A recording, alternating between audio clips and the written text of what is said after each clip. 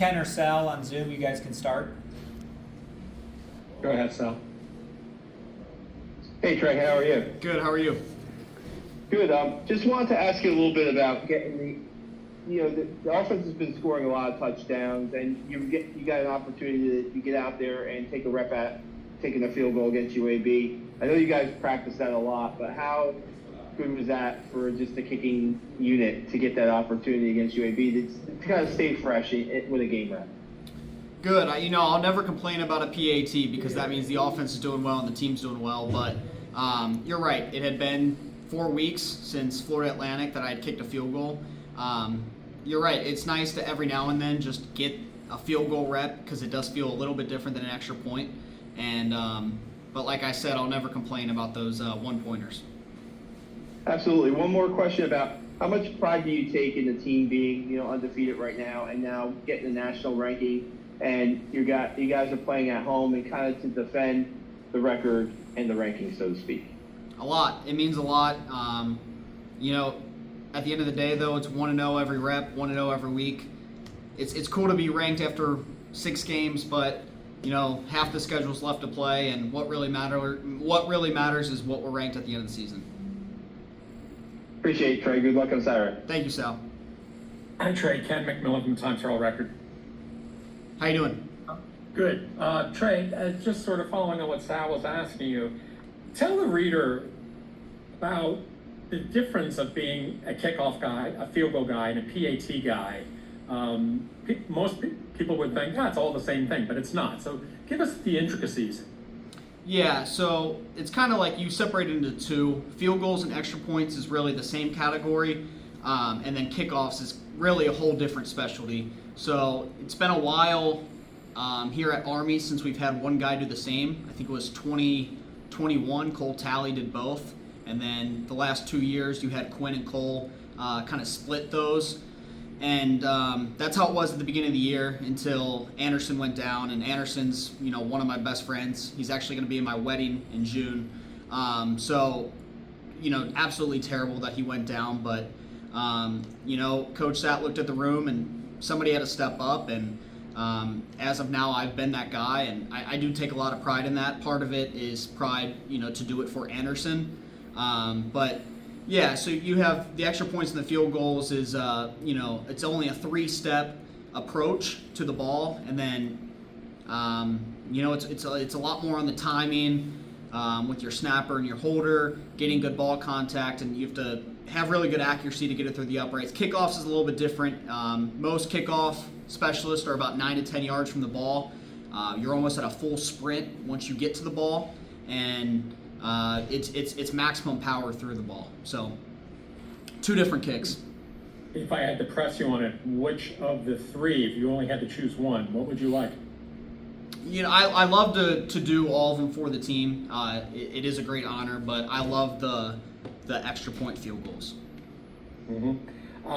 You were mentioning Anderson a minute ago. Again, as you said, tough break for him. What's it like to support him during this time, and how has he supported you? Man, we have each other's back no matter what. When he went down against Temple, when I saw him fall on the field, I thought it was an ankle injury at first, and he said his knee buckled. Non-contact knee injuries are just never a good thing, and it's just a freak thing that happened. He landed on his kicking leg like you do on a kickoff, and like I said, his knee just buckled. He came off not knowing if he'd go back in that game because obviously he didn't know he tore his ACL. They kind of rolled him out for the game, and he was just super supportive that game. He patted me on the back, said go get him.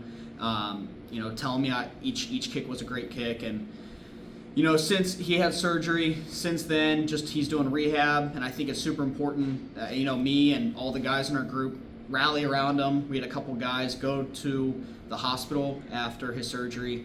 And just being there for him because it's hard. He's walking around almost like you're learning to walk with crutches for the first time, and it is hard. I'm going to support him the entire time until I graduate and then beyond. Hopefully he recovers and gets to the point where he can kick off the same way he was because it was truly special. Yeah, and the last thing, this is sort of like the emotional or the mental question about your job. I think people would think kicking especially field goal PATs in crucial situations, would be probably the most pressure-filled job in college football. Would you agree, and how were you prepared for it? I would.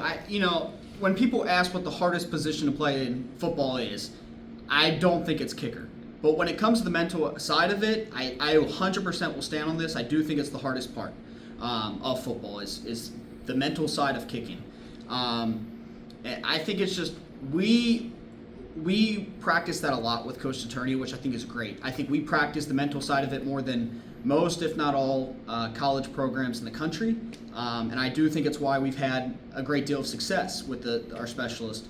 It is, you have to train your mind to be prepared for when that pressure situation comes. You can't get there and try to teach yourself, in a couple seconds. Like it takes months of practice, years of practice to be able to train yourself, and just being able to stay cool, calm, and collected. That's kind of what we learn here in our room.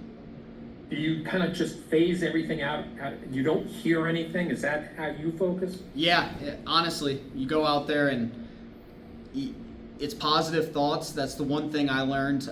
Sometimes in high school, I'd go out there and it's you can't, don't miss. And Coach Sat, tells us to flip that. And it's envision the make, think about the make. It's just all positive thoughts. And then, a common saying that you hear as a kicker is aim small, miss small. And Coach Sat's we don't even want the word miss coming in that saying. So we say aim small, hit small. So we're aiming for a small target and we're going to hit that small target.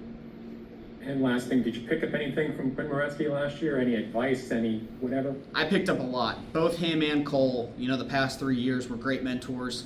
I was learning stuff like that on the mental side because I hadn't had a significant rep in college football, and just learning a lot from the technical side of kicking. They very, very talented kickers, both of them were, and they were the first to share their knowledge and teach me. Appreciate your time tonight. Thanks, Ken. Trey, good to see you. You've really been getting a lot of PATs in this year. Does that help you for when it comes time to have a field goal attempt? Yeah, it does. Especially, I think the first game against Lehigh, my first start, just being able to get a lot of extra points under the belt, a lot of live ops, definitely helped for when Florida Atlantic came and the first field goal came. And then all of the extra points we've piled throughout the season, like you said, will help when, because the way our schedule is, there's going to be high-pressure kicks coming.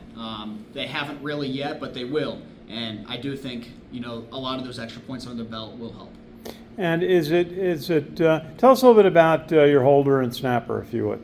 Yeah, so Owen Walter's a sophomore, first year starting. And Matt Rhodes, a senior, first year starting as well.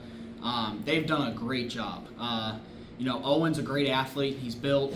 And, he's done a great job snapping the ball, developed a lot from last year, his freshman season. And then Matt, if for some reason Owen happens to have a bad snap, Matt is great on getting it down, getting the laces spun away, and just helping the operation stay under 1.25 seconds.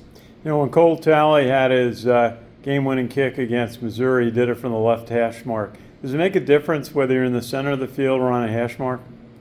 At the end of the day, sometimes we can't center it.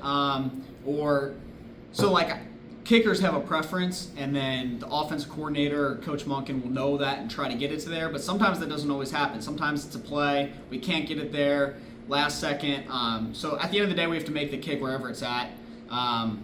If I had a preference, it would probably be down the middle and then left hash, but like I said, it doesn't matter. Does it matter if you go from a grass field to a turf field? Yeah, grass field's a little bit easier, especially on field goals. Kickoffs, I don't think it matters a ton, but I think for field goals, it's a little bit easier to plant with your left foot, and then if you happen to get under the ball on accident a little too much, turf isn't forgiving, so your foot would just bounce right on, while on grass, you're able to get under it and still hit a really clean contact ball. Interesting. I always thought the turf was more consistent, but the grass lets you plant better. Yes. That's great. Tell us a little bit about what you study at West Point and what your future is. So I'm a law major. I've loved it. And in terms of branching, we just submitted our final preferences, then we got our feedback from those branches. So hopefully, fingers crossed, I go military intelligence with a detail of field artillery. But worst case scenario, I should go field artillery straight up. So really excited about that. That's great. And I know your dad. Was a field artillery Yes. officer commissioned at Fort Sill in 1942, and they'd be very proud that you want to go in that direction. Yes, sir. Trey, good to see you, and best wishes for Saturday. Thanks, Ken. Thanks, Pleasure. guys.